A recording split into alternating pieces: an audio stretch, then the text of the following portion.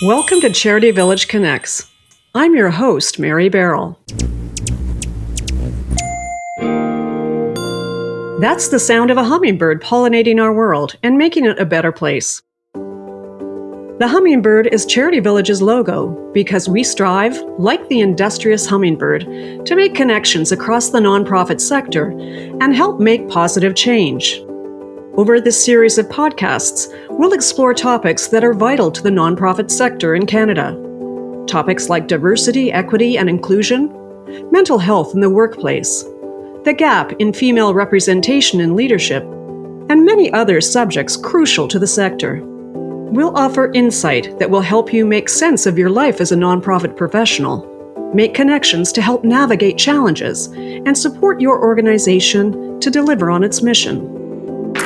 Good evening. We begin tonight with breaking news. U.S. tariffs on Canada have been delayed at the 11th hour, putting a potentially devastating trade war on hold, at least for now. After a phone call with Canadian Prime Minister Justin Trudeau says it will also beef up border security in exchange for a 1-month delay on new tariffs.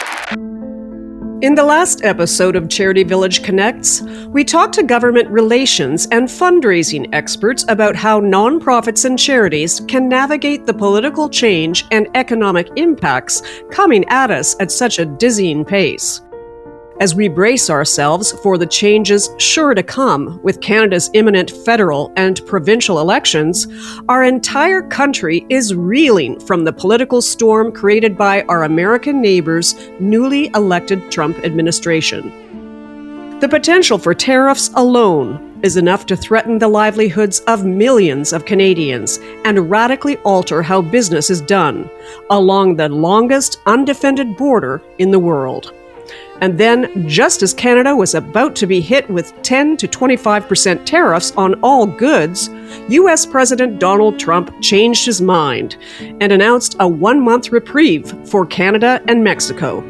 Tonight, just hours before a trade war was set to commence, a partial step back from the brink.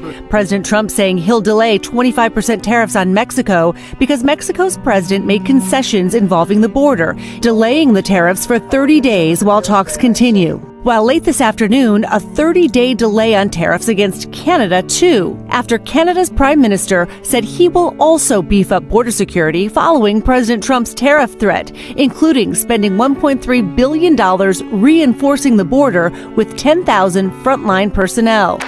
Just when we thought we'd gotten a bit of a breather on the tariff front, and a better understanding of the impacts of changes in the U.S. government and in our very relationship with our neighbor, less than a week later, we were hit with yet another curveball and more uncertainty.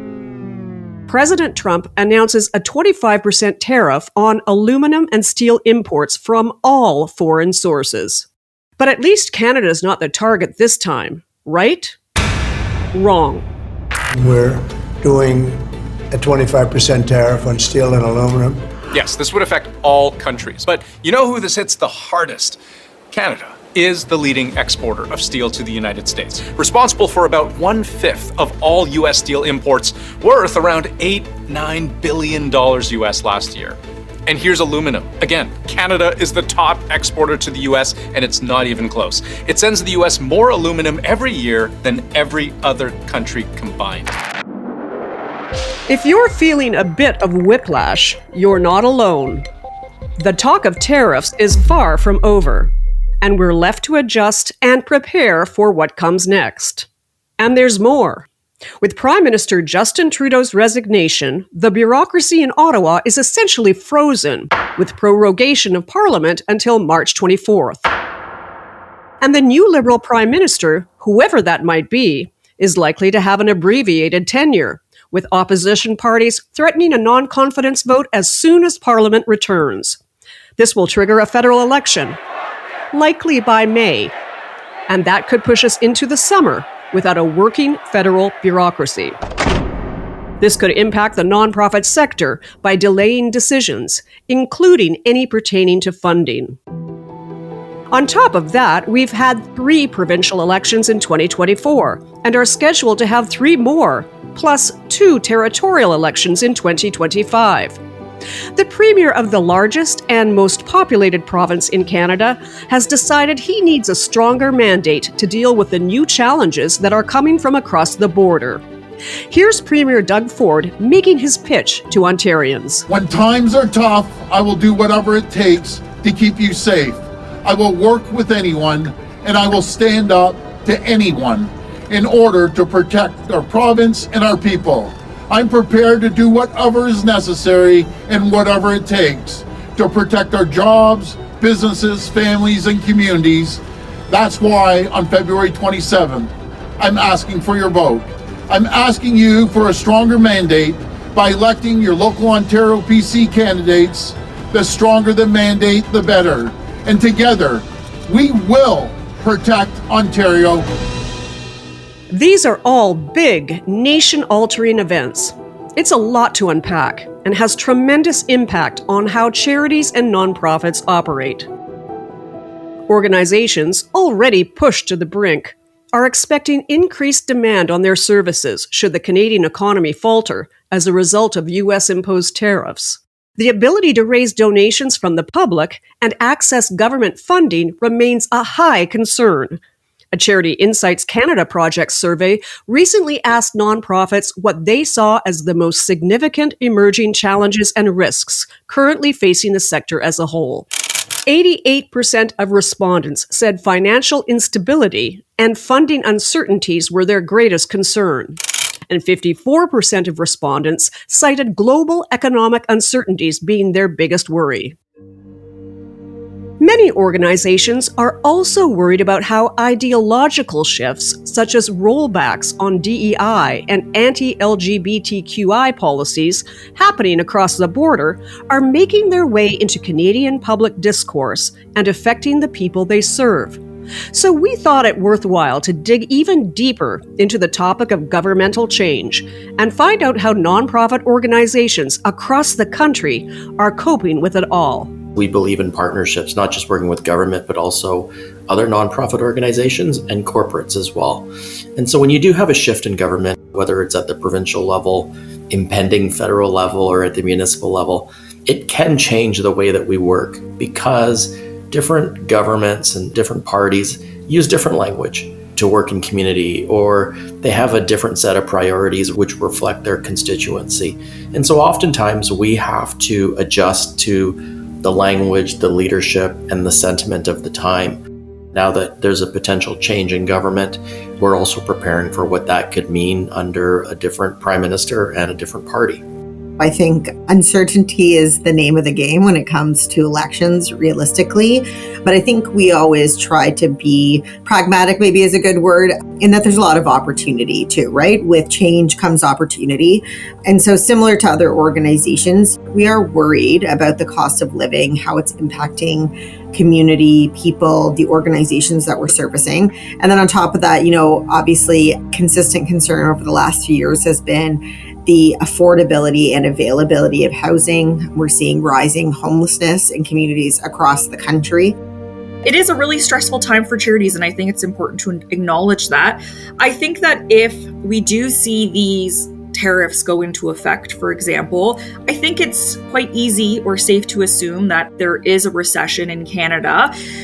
We're going to feel it in two different ways in the charitable sector. On the one hand, we likely will see demand increase as people potentially lose jobs, as money gets tighter. We've seen this time and again over the last several years with food banks across the country reporting skyrocketing numbers. And I don't intend to say this to cause any sort of fear, but it's a reality that we need to really be thinking of and trying to almost future-proof your organization to the extent that you can, given all the uncertainty. The uncertainty doesn't give us a clear pathway about what is going to happen in the future regarding LGBTQI refugees. Are we going to be open to supporting them and their right to seek asylum? Are we going to be cutting funding even further to settlement organizations that are already struggling to provide support to migrants and refugees in general, and also, of course, impacting LGBTQI people? Across provinces, we have also seen troubling trends of policies that roll back protections for trans and non-binary people. And this shift in policies contribute to an increasing hostile environment that can make settlement even more difficult for trans and non-binary people and queer people in general. We are very, very concerned. I think we are all watching with unease the divisive and the hostile rhetoric south of the border. We are absolutely concerned about the impacts on tariffs, on the Canadian economy, on industries, given that most of our companies are small and medium enterprises. We are concerned about potential loss of jobs, increasing competition, and making it even more difficult for those who have been historically marginalized to find meaningful employment. We are concerned about the fear and the harm caused by the anti-immigrant rhetoric, policies, and actions. And honestly, our hearts go out to the people who spend their lives contributing to the U.S. economy and are now being turned away and expected to return to the countries they fled with no concern to the danger that they might face there.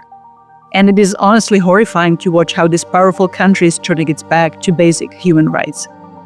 The Greek philosopher Heraclitus said that change is the only constant in life. And it's true. The one thing we can count on, other than death and taxes, is change, and we all experience it. Yet it's incredibly rare to go through societal and political change like what we're experiencing right now.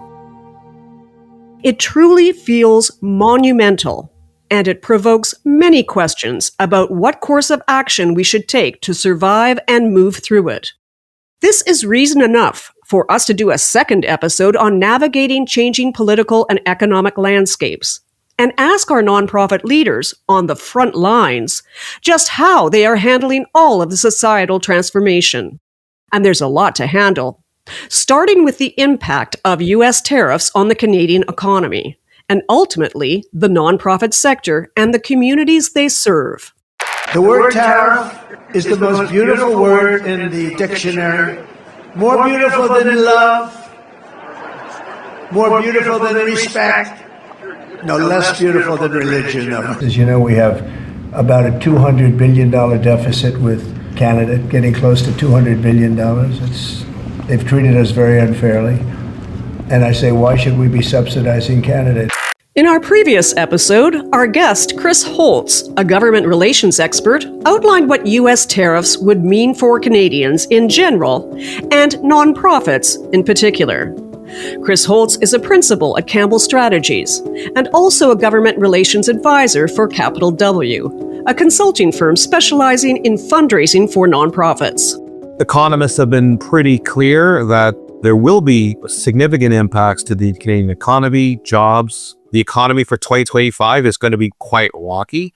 Depending on how long these tariffs last, is this process going to be a year, multiple years, or is this something that will conclude in a few weeks' time? We really don't know the answer to that, but there are impacts for sure on business, on job creation.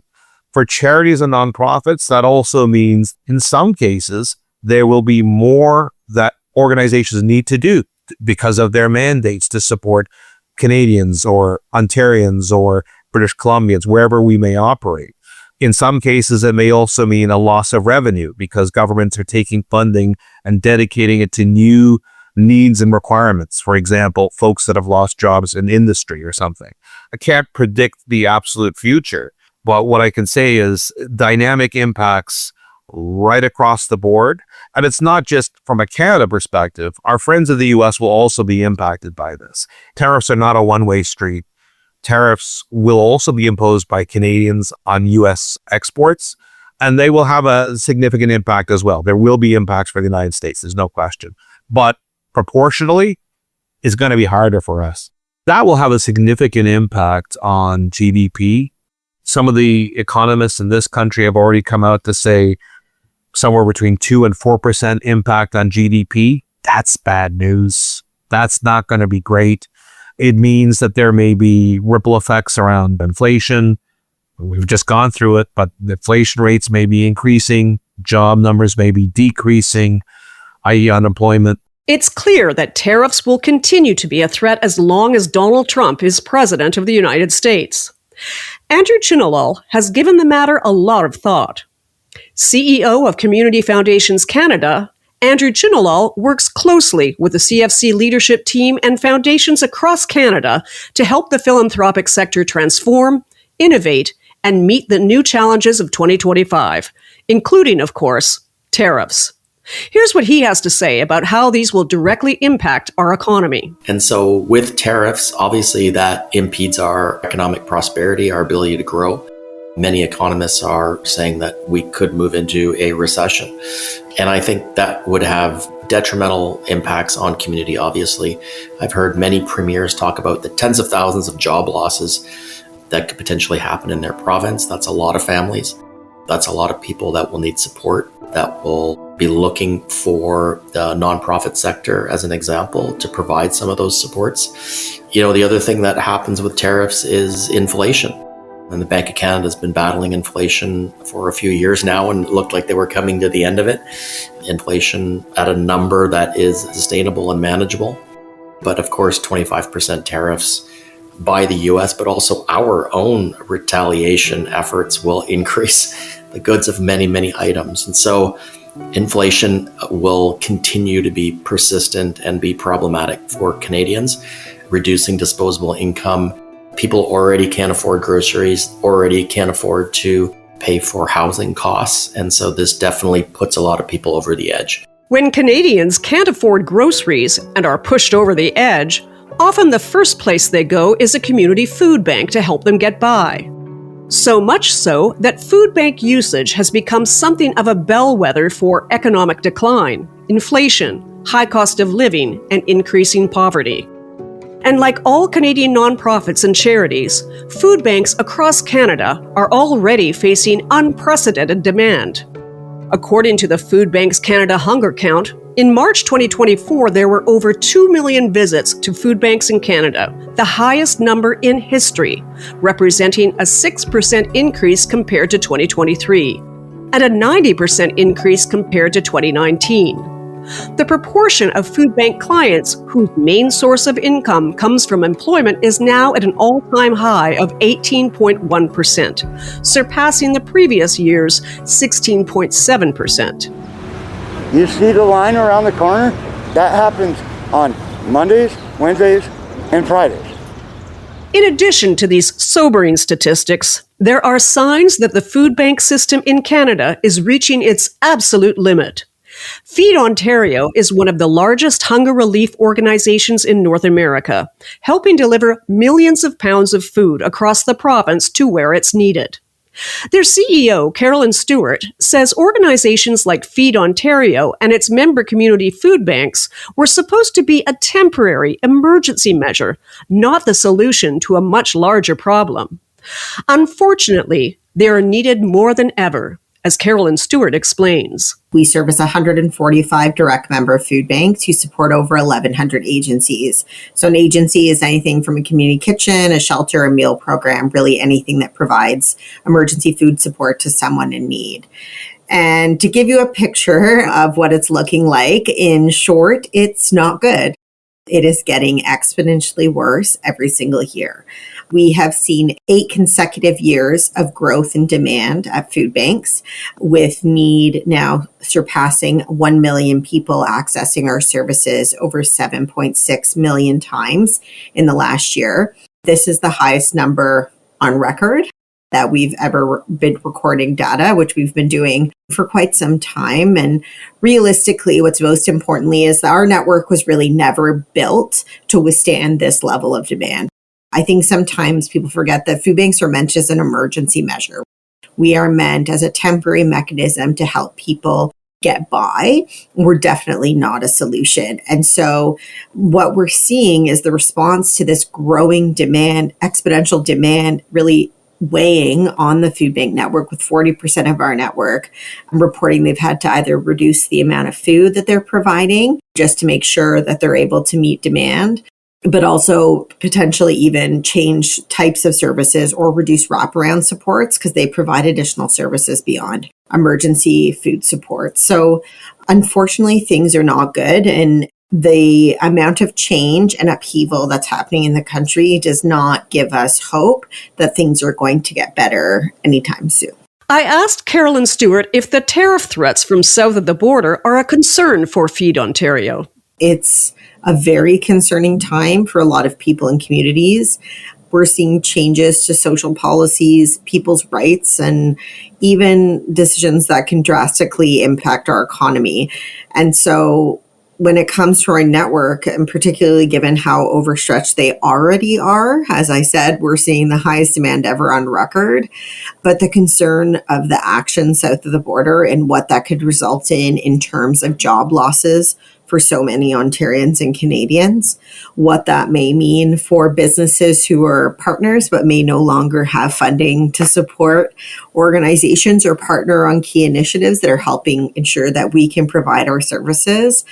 And so it's so many unknowns right now, which is what the biggest concerns for us are. And we're already seeing governments, as we've seen, take action, make promises regarding emergency relief for business, but we haven't necessarily seen the government's response on what the emergency response will be for people and for families.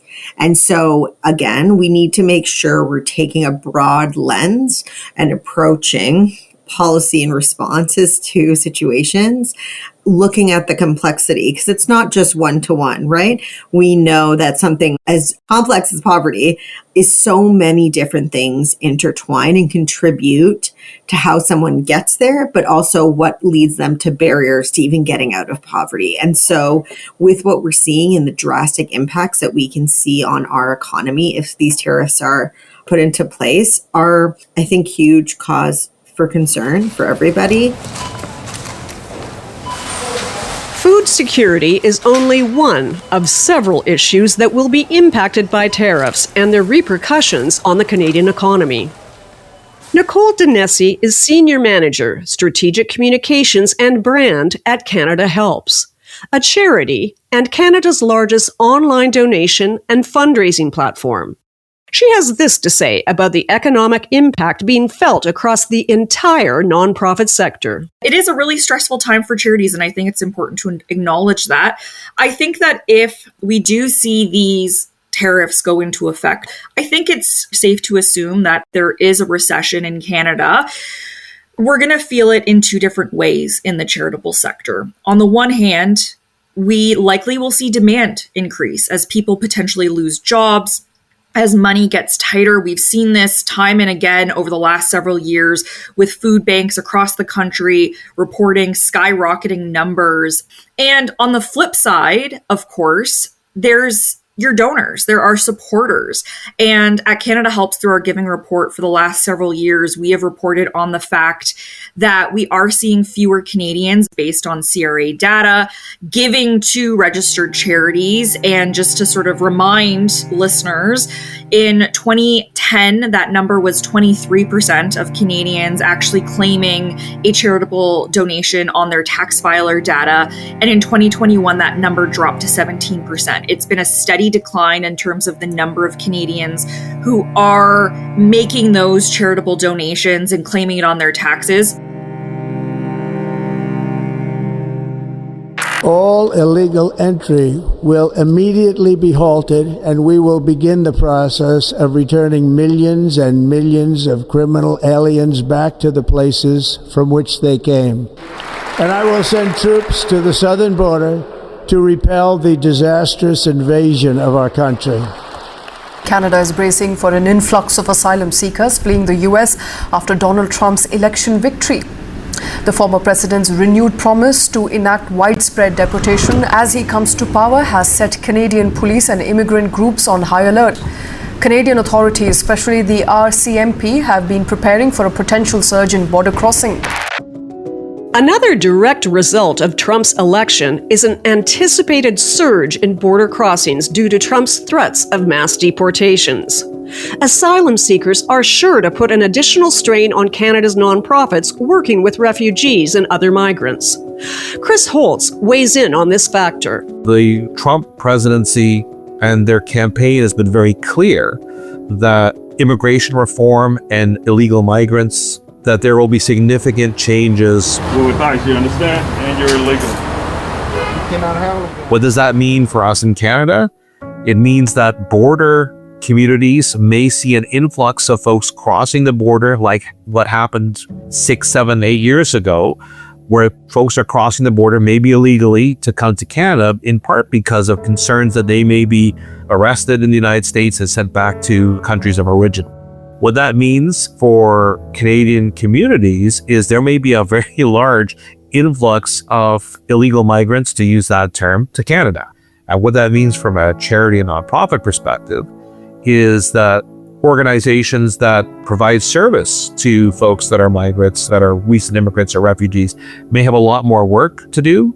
There may be more funding as well. So that actually might be an opportunity, but the time for that basically is now until sometime in the future.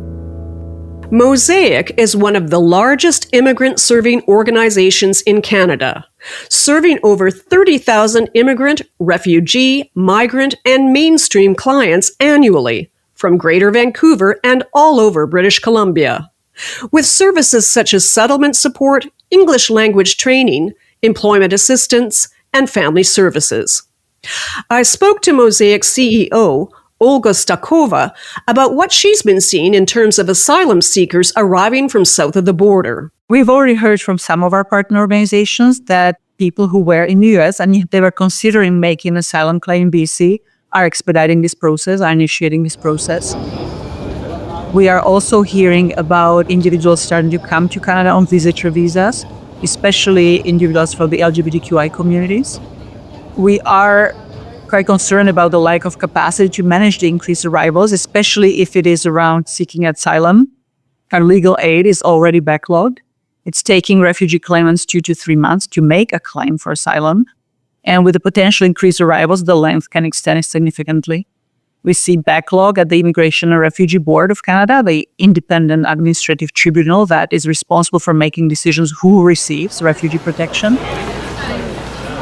We see our shelters already full. We are very close contact with shelters across Metro Vancouver, and they constantly report that more than half of the clients using shelters are refugee claimants, are people who are coming to this country to seek asylum and escape persecution.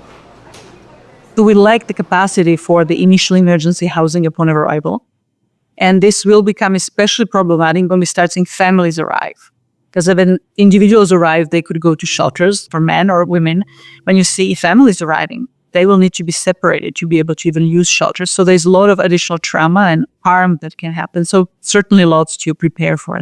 In addition to the impact of increased migration of asylum seekers arriving in Canada from the U.S., Olga Stakova is also concerned about the migration of anti-immigrant rhetoric and policies crossing over the border from the U.S. into Canada. We are very, very concerned.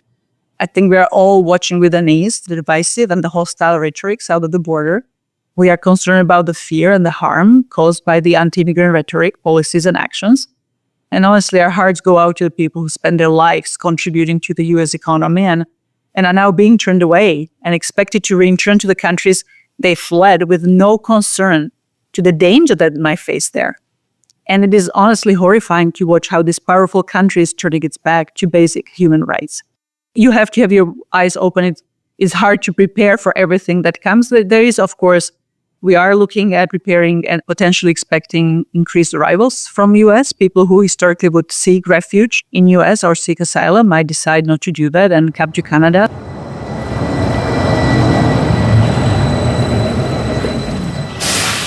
Olga Stakova says in many ways the anti-immigrant sentiment in the U.S. has already influenced Canadian public discourse as well as federal policies and funding to the organizations who serve refugees, asylum seekers, and immigrants.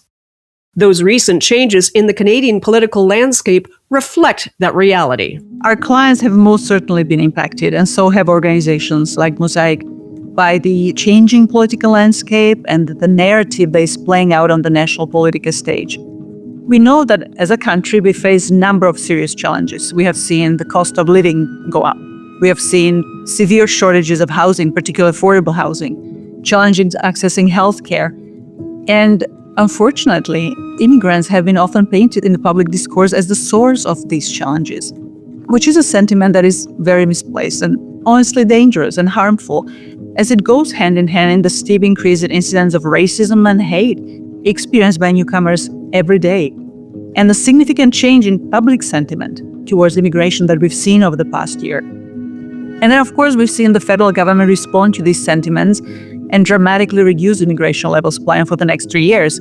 We will reduce the number of immigrants we bring in over the next 3 years, which will result in a pause in the population growth over the next 2 years. We didn't get the balance quite right. Not quite an admission of fault, but the Prime Minister says Canada will be cutting the number of immigrants coming here on a permanent basis. It's a 22.5% cut for the next 2 years, with even lower targets set for 2027. Local organizations that provide support to immigrants and other newcomers are feeling the impact of the federal government's new immigration targets. Funding cuts have left many of them struggling to help those who are already here.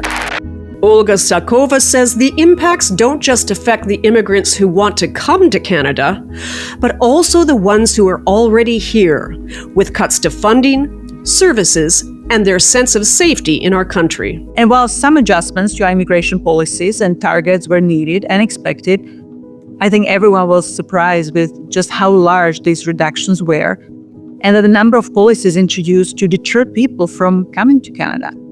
So we would change from a country who was proud to broadcast to the world how welcoming we are of immigrants and how appreciated and essential they are, to a country that is actively trying to discourage people from coming here, putting more and more obstacles in the way. And of course, the immigration targets directly inform the budgets available for immigrant services, which led to very drastic funding cuts that we've recently seen. And the sector is understandably bracing itself for new cuts amid political changes and fiscal realities across the country. So the impact really on our clients and organizations is twofold.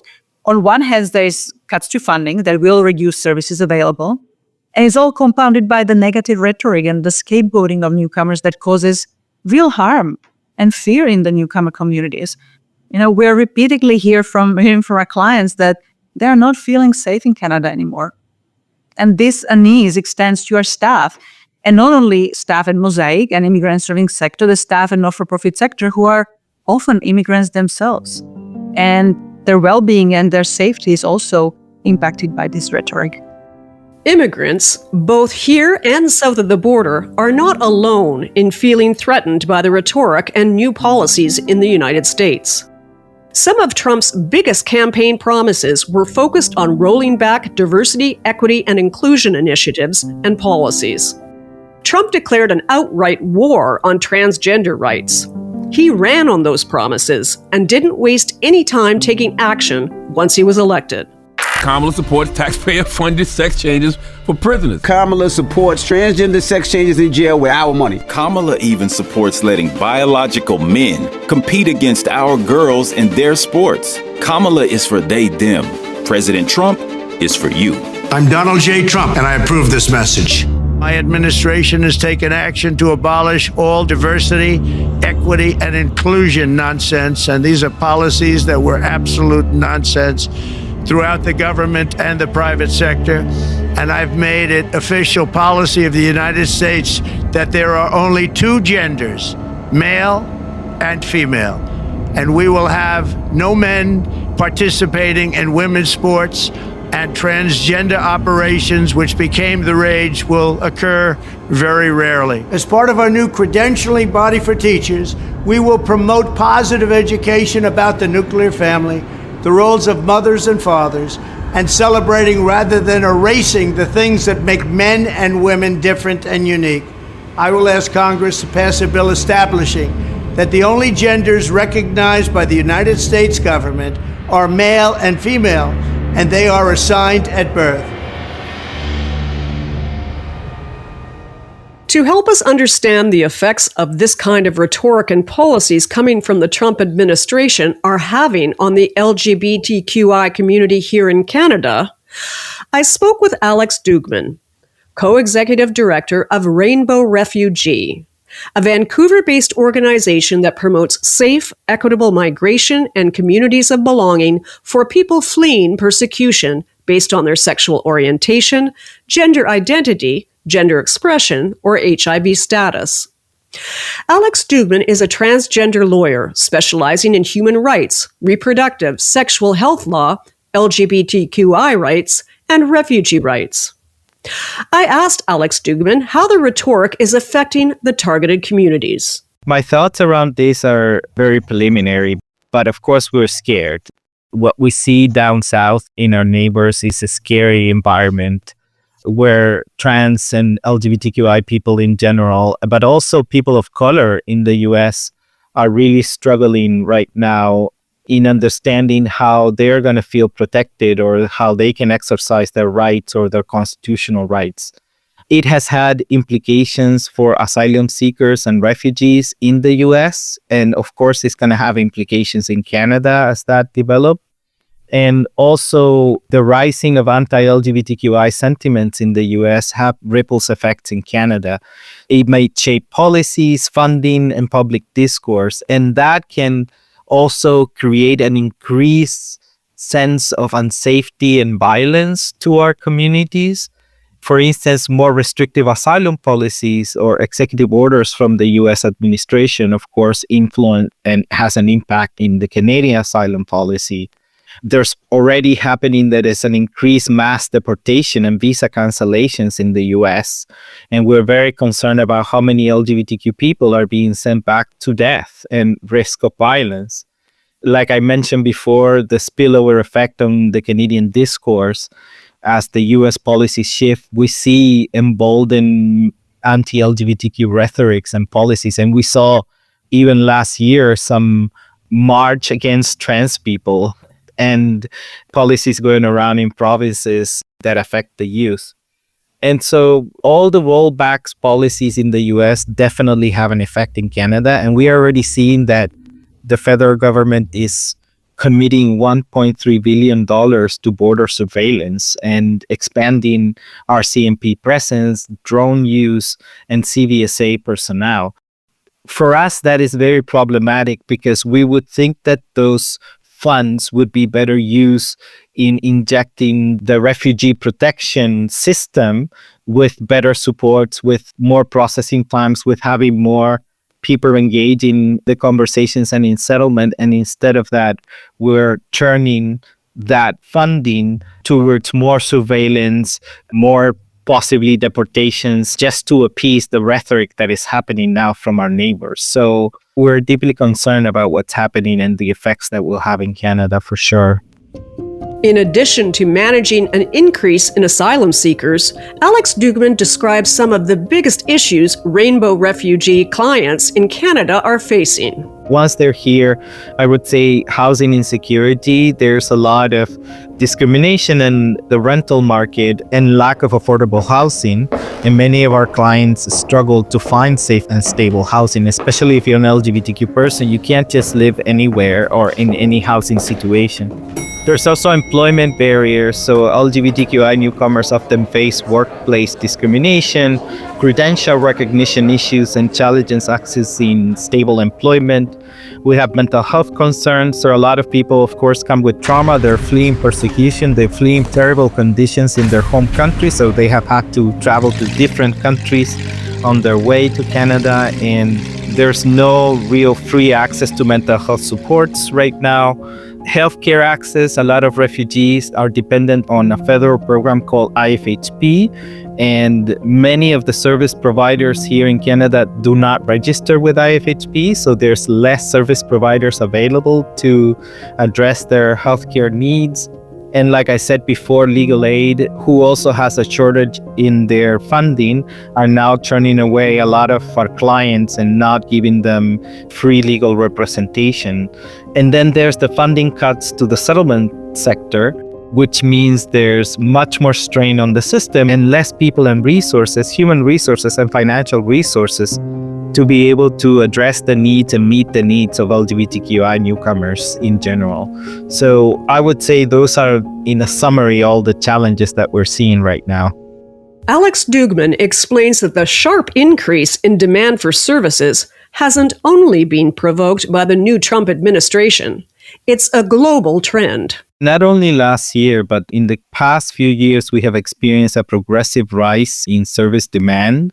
This increase is driven by the global surge of anti-LGBTQI sentiments, shifting immigration policies, and the growing number of LGBTQI asylum seekers arriving here in Canada. So, as a volunteer-based organization in the past, we used to support around 90 people per year that were asylum seekers and did around 25 to 30 private sponsorship of refugees. And now we're supporting over 700 or 800 asylum seekers per year. So you see that the numbers have gone up exponentially.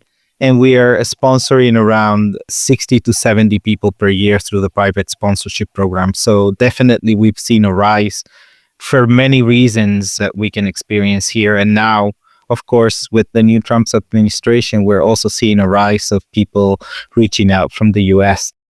The uncertainty doesn't give us a clear pathway about what is going to happen in the future regarding LGBTQI refugees. Are we going to be open to supporting them and their right to seek asylum?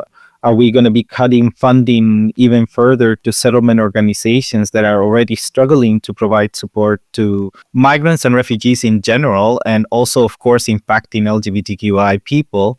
We saw in BC how the ongoing challenges of affordable housing shortages, limited healthcare access, and gaps in legal aid disproportionately impact LGBTQI refugees and asylum seekers in not being able to get those services.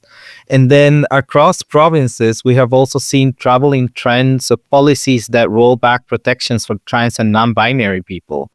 And this shift in policies contribute to an increasing hostile environment that can make settlement even more difficult for trans and non-binary people and queer people in general. So at the same time that we see in Canada shifting their narrative and the rhetoric around newcomers and shifting their protections and rhetoric and narratives around trans people, it becomes an intersectional risk to LGBTQI refugees and asylum seekers for sure.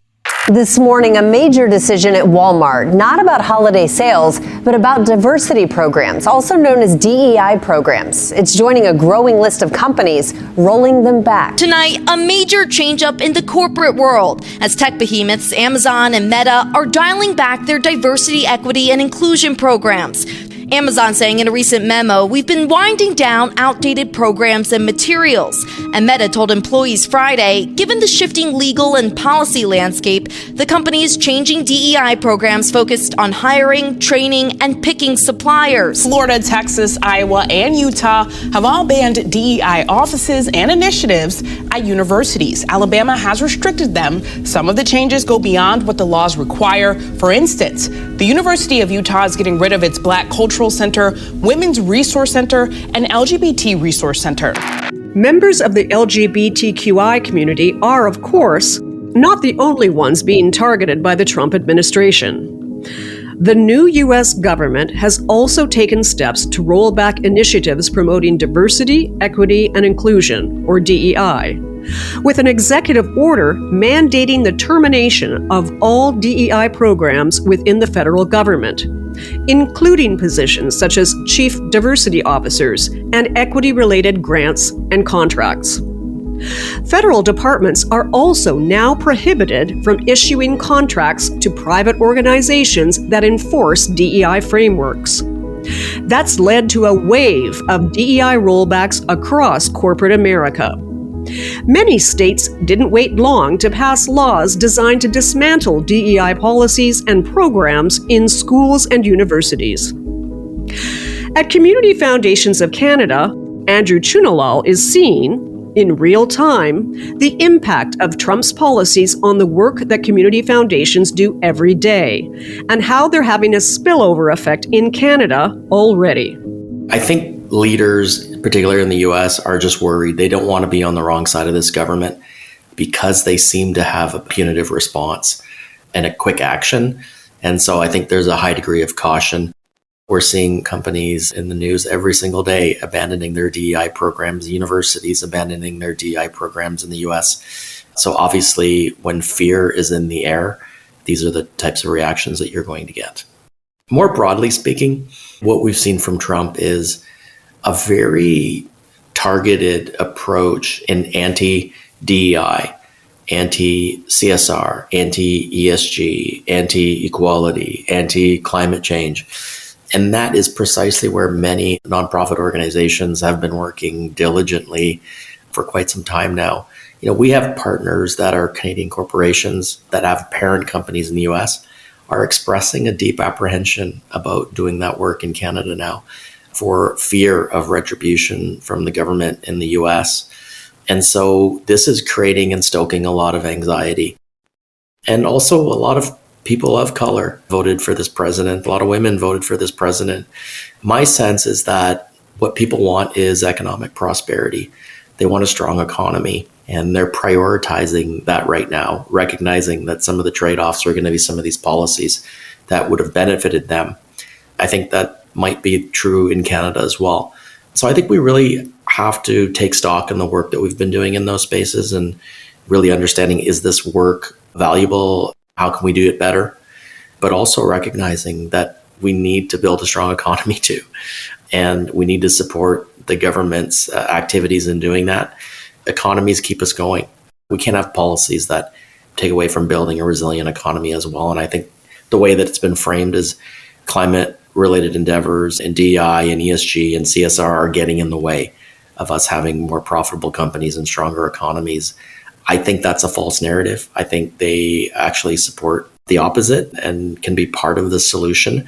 I just think as a sector, we need to be better at articulating that and showing that these types of frameworks can do good over time.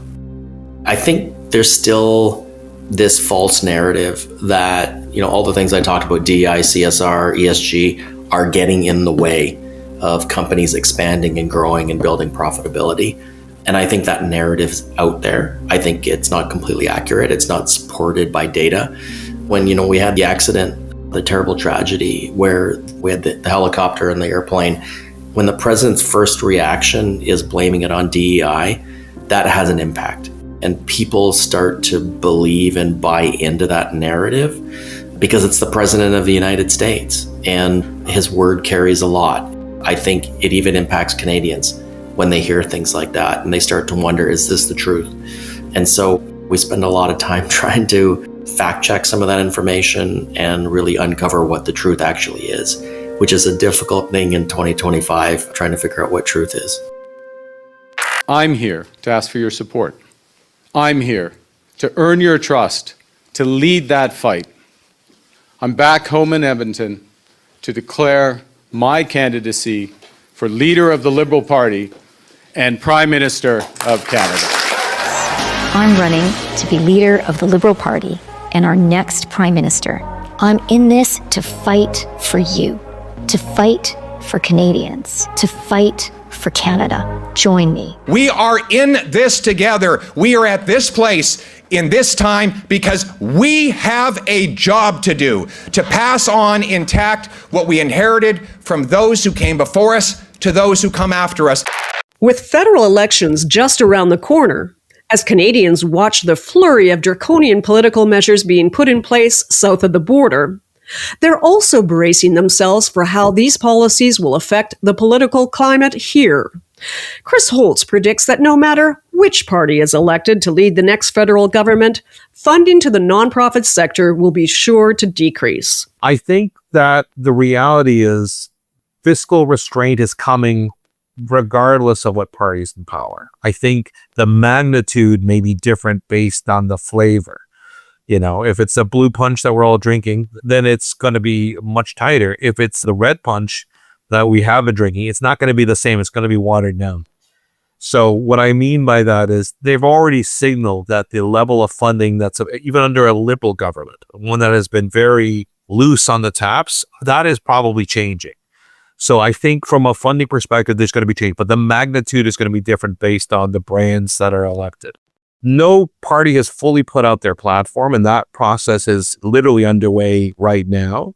But the expectation, at least at the federal level, is that there will be some significant changes in priorities And candidly, there probably is going to be a reduction in funding that has been available for things like grants and contributions that charities and nonprofits rely on.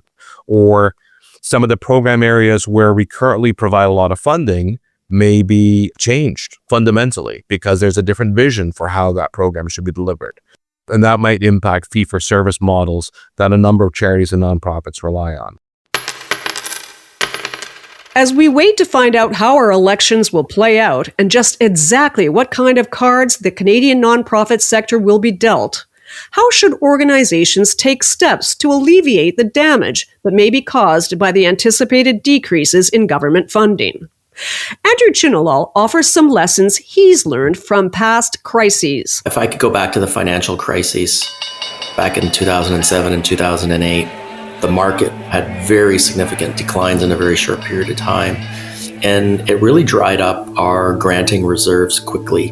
And we learned a lesson from that, which is we can't have all of our assets in traditional markets. We need to think about investing differently so that when markets take a turn, we've got some other ways to help community. And we've done a lot of that through our mission-based investing in social enterprises, which are uncorrelated markets. And so not impacted by tariffs in the same way that traditional markets are. So that's one thing.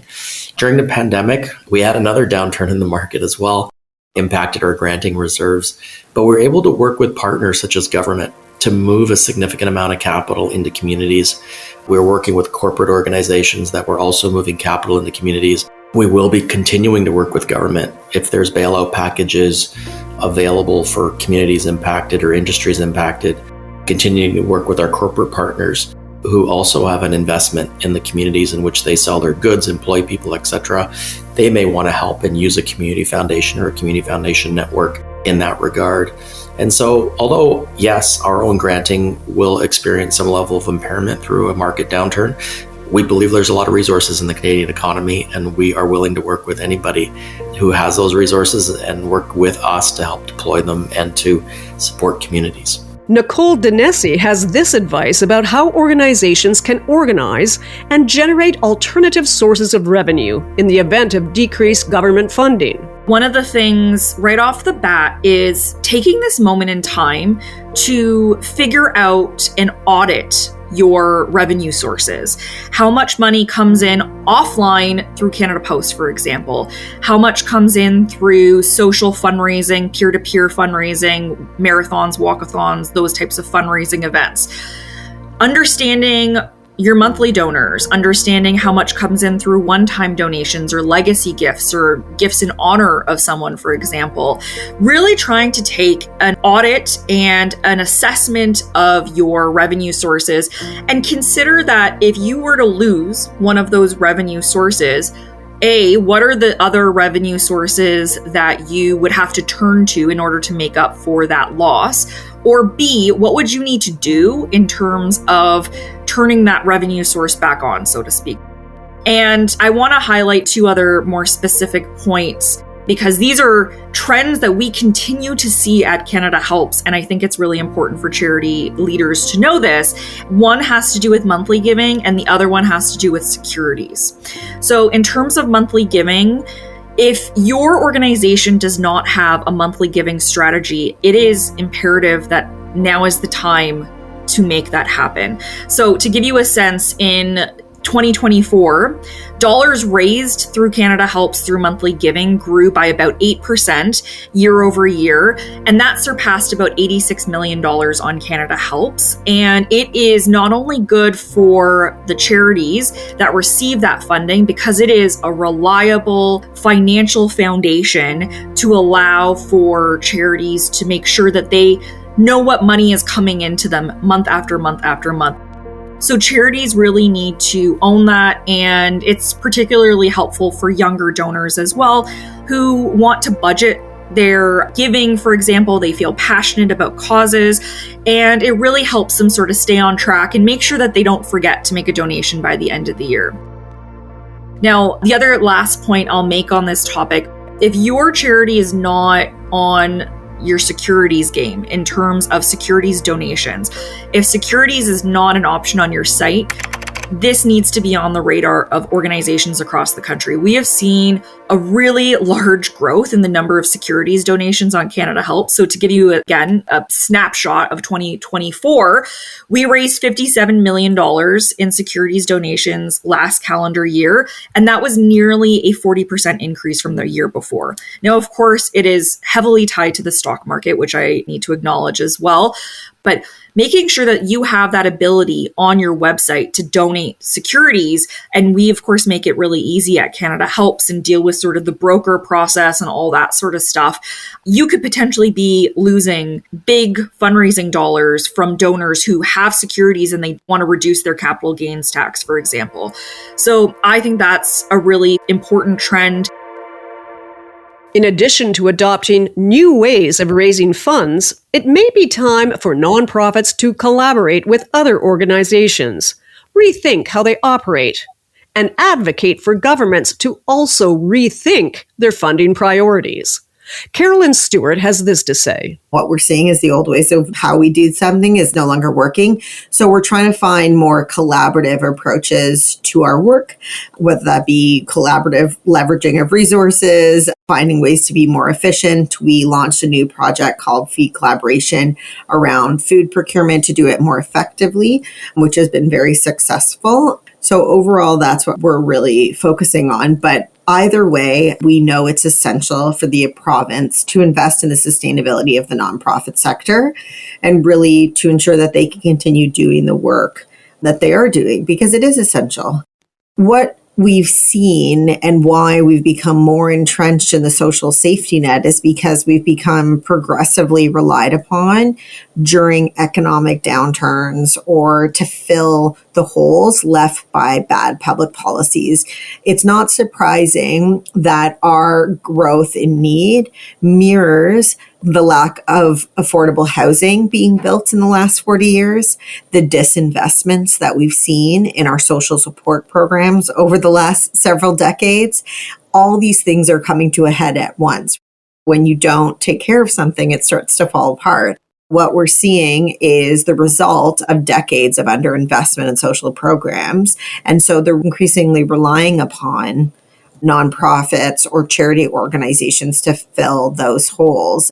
So Feed Ontario doesn't want food banks to continue as they traditionally have. In fact, we'd love to become unnecessary and extinct.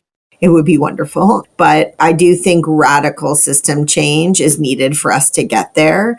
We need to see poverty as a key priority across the board because they don't understand that an investment dollar proactively can reduce costs. Even if we're looking at it not in a social argument, but rather an economic argument, investing upfront proactively to avoid that is such a return on investment when it comes to success of people and communities in our province. And as we're saying, prioritize people and make sure that poverty reduction is something that they're looking to do and hopefully put us out of a job.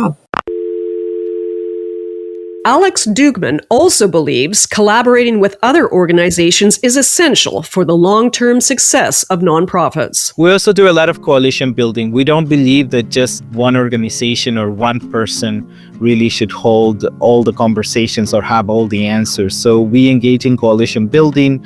We hear from each other. We engage with newcomers, and newcomers have leadership roles within our organizations, but also in engaging with Immigration Canada in being able to provide their own input about what's going on. You know, I'm speaking to you on this podcast, and we do other media awareness, raise awareness, and we bring the issues publicly, and a lot of training and education. So what I would say is definitely engage in coalition building, in movement building, first with the organizations who are doing the same work that you do, and then together engage with the departments at the federal government that are able to provide you with answers that you can relate to and be consistent. One of the things that I was talking to an IRCC official not long ago, we were discussing, well, how do we make this happen? And I said, you know, for me, it's about repetition. I will repeat myself as many times, and we will repeat ourselves as many times until that seed starts to grow, and until also people take ownership of the idea. So creating those relationships, I would say, and being honest and transparent in those relationships and doing it in a coalition building way, I think would be much more effective than trying to do it solo or bringing things in a very oppositional way. I would say collaboration is probably the main tool that has been very effective. How do we collaborate with each other for the well-being of anyone who is in Canada right now? Olga Stakova echoes the sentiment that nonprofits will achieve greater success in advocating for their clientele if they can find ways of working collaboratively. At times when funding is scarce, there is greater need to partner and leverage each other's expertise. It is really time to map out the resources we collectively have and understand the role that expertise we each have to find ways to work collaboratively and advocate jointly for the best outcomes of our clients. I'll give you an example. So in BC, we have a well-funded employment program called Work BC. And the immigrant serving organization worked very closely with the employment service providers to map out some of the key barriers that newcomers can face and maybe there is some gaps in Work BC services. So we intentionally got together to understand, okay, there is this well-funded program providing wealth of supports, but we might not see newcomers actually go and get the benefits. Why is it? And we were able to successfully advocate with the funders to change the eligibility definitions and the type of services to ensure that newcomers don't fall through the cracks. So now, Work BC services are open to refugee claimants. Refugee claimants can come and seek services and get support in getting employment. They made language training an eligible expense when helping newcomers achieve the language levels that are needed to participate in skills training programs. And these are just few examples of what's possible when we work together on identifying the barriers, on mapping out what services are there and advocating together. The reality is not-for-profit sector is very dependable on government funding, and social services should be funded by the various levels of government. As the nonprofit sector faces these latest challenges and tries its best to handle ever-growing needs with increasingly reduced resources, Nicole Danesi offers an example of one way nonprofits can help Canadians demonstrate their values and mitigate the damage being done. When Donald Trump was elected the first time, I actually remember we were seeing a fair number of individuals the day after the election donating to journalism charities or democracy charities, for example.